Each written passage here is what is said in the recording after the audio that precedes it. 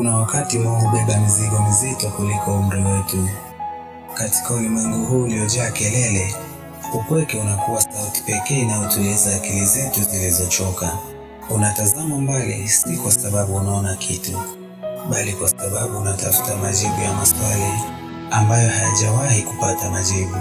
Katika nyakati hizi za giza, tunajifunza kuwa na nguvu. Haimaanishi kutolia, bali kuendelea kupumua hata pale kila pumzi inapouma. Lakini katikati ya dhoruba hizo za maisha, mapenzi ya kweli huja kama mwanga wa jua baada ya usiku mrefu wa baridi. Kupenda na kupendwa ni kupata bandari salama ya kupumzisha moyo wako. Ni kupata mtu anayetazama makovu yako na kuona uzuri wako. Mtu anayeshika mkono wako si kwa sababu una nguvu, bali kwa sababu anakupa nguvu ya kusonga mbele katika macho ya yule umpendaye. Unapata nyumba ambayo hukujua kama ipo.